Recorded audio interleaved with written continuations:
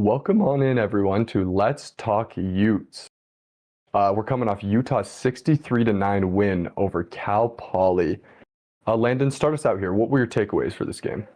Yeah, I mean, FCS games, sometimes it's hard to draw too many conclusions because a lot of it comes down to how much does the FBS team really want to score? What are they looking to get out of this game? But I feel like it was pretty clear what Utah wanted to get out of this game. They didn't really prioritize the run much. I think that the coaching staff, I think everyone knows they're going to be able to run the ball. They really prioritized getting the receivers involved, testing out some backup guys like Nate Johnson, seeing what they can do. And I thought it was pretty successful overall. Dampier ended with 17 of 23 for 192 yards passing, 3 TDs, 0 interceptions. So I feel like that's pretty successful. It wasn't super great passing downfield. You know, one of his long touchdowns, it was a wheel route. There was a pretty short pass that Wayshawn Parker took to the house, but there was definitely, reasons to be optimistic. It was pouring rain pretty heavy at the beginning of the game, and Dampier threw it's crazy saying this, but so far his only uncatchable off-target pass, which is just crazy. And so it was on a slant to Tobias Merriweather or some kind of crossing route across the middle. But other than that, I thought Dampier looked pretty good passing. Ryan Davis looked great. I honestly feel like he's kind of emerging as the wide receiver one.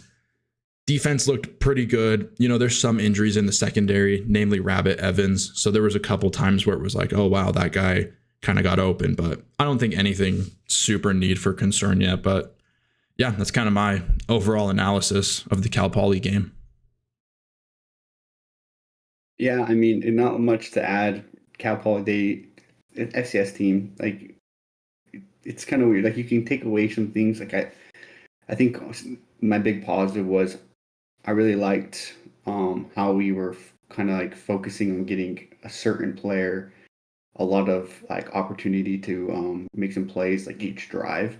I think the first drive it was get the ball to Tobias, Second drive, Hunter Andrews, then Nate Johnson down the line, and then Bert Ficklin, who looked awesome when he came in for Dampier. He kind of took over. There's a lot of just things like that I actually really enjoyed. You got guys like Wayshawn Parker who's just showing off. Just two explosive plays, which I was hoping we had at least one or two, which thanks Wayshawn. Cleared that off the board easily.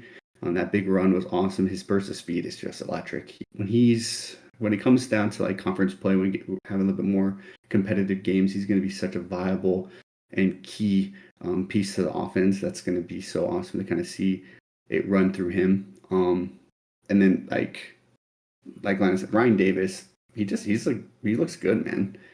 58 yards, 6 receptions isn't super flashy, but the dude just gets open, and when he does, he has stout hands. He catches the ball. He had one where Dampier kind of overthrew him, and he reached up, caught it, brought it down, ripped it through the air. They said winning for another 15 more yards, and I was like, dang, I like that.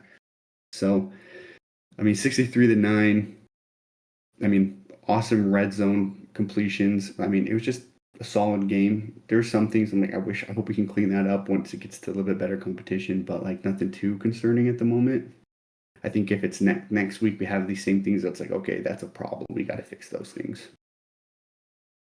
I think I love both of your points. I think it was super interesting coming into the week. Everyone was like, oh, just run 90% of the time. And it's I know you're traumatized by Ludwig, but the bad man is gone. We're actually working on the things that we weren't amazing at.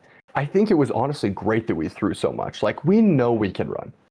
When our full healthy offensive line is there, which it wasn't for this game and we didn't need it, we know we're going to be able to run. We pushed away UCLA. Dampier's electric with his legs. Wayshawn Parker and Naquari Rogers, they're awesome. That's not a question to us. It doesn't do anything for us to just run all over Cal Poly. It was so refreshing to really see us trying things. Like Ethan mentioned, getting different players involved for multiple plays in a row. I thought that was really cool because it's just testing people out, seeing what their limits are, seeing what they can do, seeing what they look like when they actually get the ball in their hands, if that makes sense.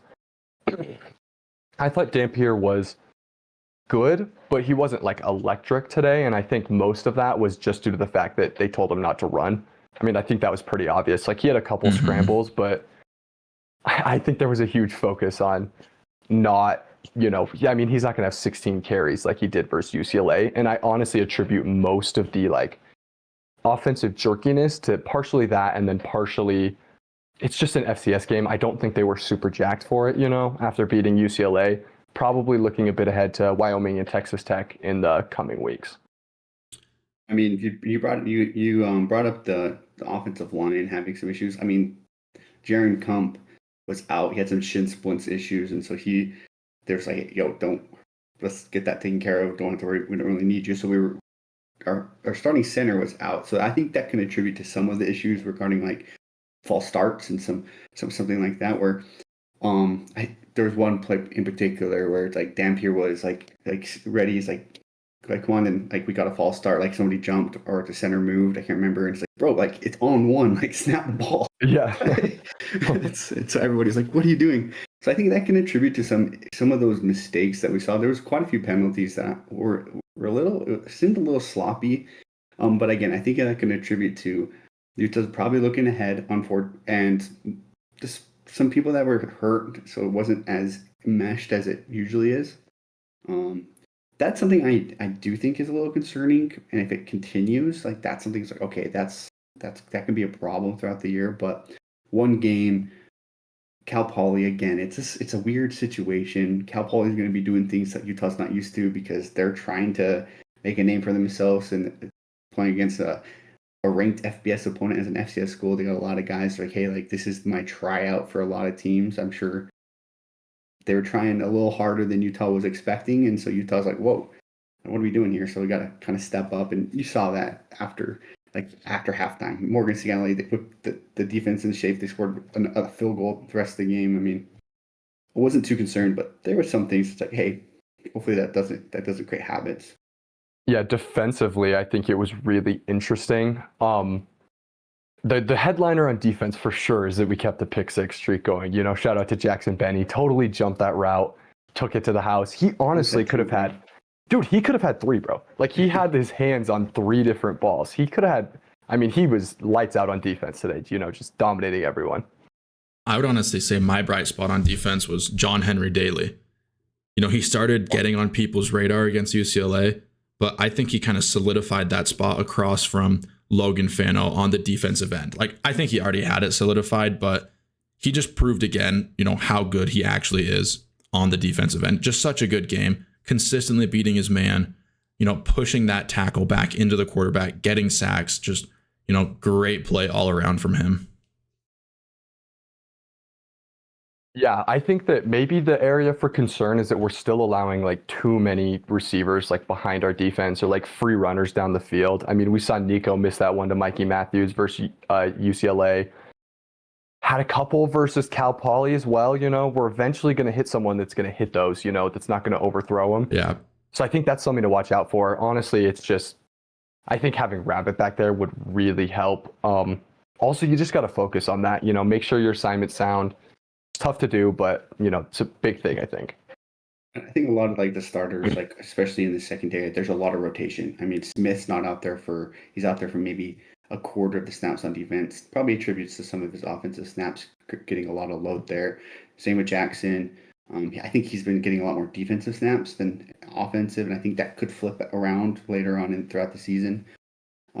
Getting Scooby is going to be great. Getting Rabbit's going to be... No, having Scooby there is great. Having Rabbit back is going to be amazing. Teo, I mean, it didn't seem like he played a lot. I mean, Brock Fonamaia came in like at halftime. Just a lot of things like for Cal Poly, like it's a lot of guys are going to get different reps and at different spots. And so it's nice.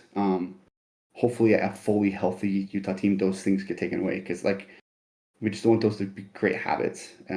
And there's just a few people that like, hey, like they're probably not going to be playing when everyone's healthy, and that's just one thing that the Utah obviously is going to have to deal with, like they always have to. Yeah, something Landon says a lot is don't read too much into the FCS games. Like I think that is very key. Some of the sloppy stuff we do today is not necessarily reflective of the overall team. I mean, there were too many penalties, and I'm honestly glad it happened in this game rather than like another game, because now Wake can focus on it. And he hates penalties. They're going to get that cleaned up eventually. something that I liked going back to the offensive side was I liked that we got some explosive plays today. UCLA game was interesting because we were so dominant on offense, but looking back and watching, none of it was chunk yardage. It was all, within 15-yard plays pretty much every time. We just were so consistent and drove down the field. It was nice to, see the two huge Wayshawn Parker plays on the, swing pass and the breaking through the line touchdown. Yeah, it was honestly great to see those explosive plays because I do think when we meet better opponents, we're going to need that chunk yardage. Agreed. Yeah. I mean, having that element to your offense to be able to hit those home runs, like it's very critical for good offenses to be able to do that. Like it is amazing to be able to sustain a drive and go down the field. And that's critical, of course, but also having those players or those plays, the ability to execute those home run shots, that helps a ton. You just had six plays of 20 plus today, and or I guess yesterday, it's nice. I mean, that's something that in Utah, like we said, that we want to see him focus on, which was awesome to see. Right, and they had what, like 2 versus UCLA? Yeah. Maybe. So, maybe. Yeah, well, I think it was the Hunter Andrews 25-yard run and the Merriweather 36-yard catch. Yeah, at least 2. Yeah. I mean, heading on to not much to say outside of that. I think that Utah rotated in a lot of the young guys. It was nice to see Bert Ficklin get some run. He looked fantastic. He looked great. Awesome. Really live arm, super great running. I mean, he broke like a 40-yard run for a touchdown, maybe more. 38. That stiff arm was a work of art, bro. Oh, he planted that guy to the ground. That was crazy, dude. That looked like Derrick Henry running over someone right there. Well, I mean, it was so awkward. Like I knew he was a lefty. I kind of just forgot when he came in. I was like, this is so awkward. Like rolling out to his left. I was like, this is not normal. And just that laser right to I can't remember who. I think it was to Nate or was it to anyway, it was to one of our receivers, one of our plenty of receivers who got on play today. I was like, wow, that was impressive. I as soon as we got him in the recruiting cycle, I was looking at him. I was excited. I really liked what he saw out of Muskogee, Oklahoma. I love that. I mean, it's a fun little thing. Just all those fun names, Bird Ficklin. I mean, it's gonna be fun. If he stays with the program, he's gonna be exciting. Yeah, well, the real question the people are asking, does Utah have 2 QBs better than any of Oklahoma State's QBs? That's what people are asking. Yeah, I mean, little inside joke. Yeah, but I mean, let's maybe not play Bird too much more. I don't want people getting like a Zacharias Williams idea, someone seeing him. Yeah, we should actually play him, tell him to play poorly. Just like be like, dude, go in. A couple ints. We'll add $100K onto your NIL contract. Just like play terrible. Like don't even throw a ball near a receiver. Like huge misses. Just like looking terrible. Take like a 20-yard sack. Like just like trip in the backfield when you're like running. And, like fumble the snap. Like just make all these mistakes. It is really sad though in like modern college football that you even have to like think about that you can even joke about that, Yeah. I think we're just scarred from the Z Will stuff, Mm-hmm. Instantaneous, man. It was like, oh, are you kidding me? One thing I do want to like bring up is I think like Tobias Mayweather got some separation today. I mean, again, he probably played like legit like a quarter and a half like of real football where he was getting focused, and when he was getting open, I mean, there was one pass that he was ready to go, and he probably could take it for 20 more yards, but the rain limited Dan Pierce throwing, and it was over his head. But I really like what I've seen from Tobias so far. I hope we can get him more focused on the offense like we did in the first quarter of this game. Yeah, the wide receiver position is so interesting. Like to me, I think there was kind of 4 guys that I think were really the wide receivers going into UCLA that they really liked, which was Merriweather, Simmons, Ryan Davis, and Jackson Benny. But I think honestly, like it's kind of 3 now. I think maybe Simmons has fallen off a little bit after a couple mistakes versus UCLA. We didn't really see him today. Yeah, I don't know if he played actually. I think he maybe played a couple snaps. I saw him, but I mean, I don't think he was ever targeted. Yeah, he doesn't have a reception. Yeah, but honestly, like I think we were really trying to get Tobias in a groove this game. Like it seemed like an effort from the coaching staff to kind of develop that chemistry. And honestly, I think we were hiding Benny because like Benny got open versus UCLA. I think he's going to be a guy at wide receiver coming like I down in agree. conference play. I think there's something that like when we were watching, it's just like maybe a slight concern with Devin. Maybe maybe it just wasn't the plays. He missed a few people downfield, which I'm like maybe it's just he was trying something else out. Maybe it wasn't the read they were looking for. I think there's a few instances where Benny and Nate were open down in like some deep routes that I would hope that Devin would go for later on in the season. Maybe that just wasn't what the routes the coaches were looking for. They were trying to focus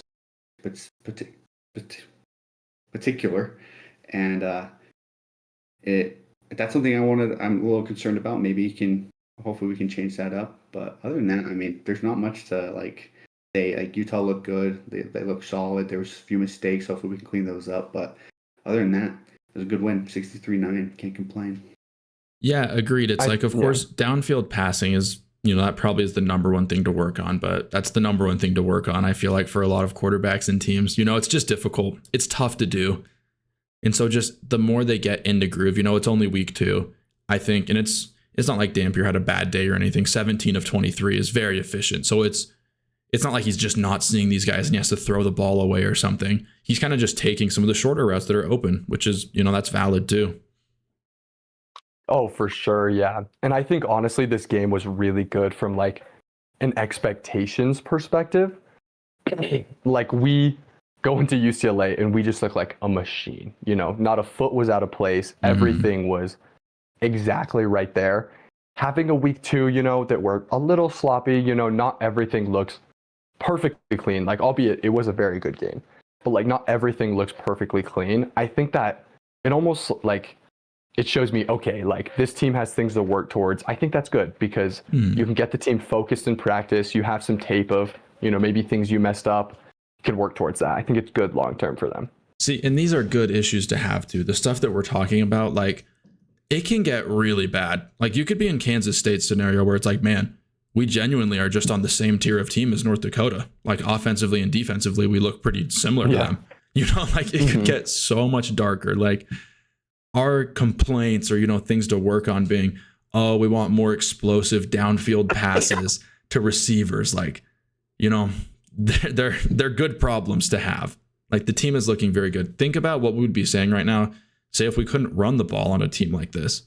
Say if Dampier's accuracy was just out of whack, he couldn't complete the short stuff. Like there are so much worse problems you could be having. So I still think this Utah team is looking super strong going into week 3.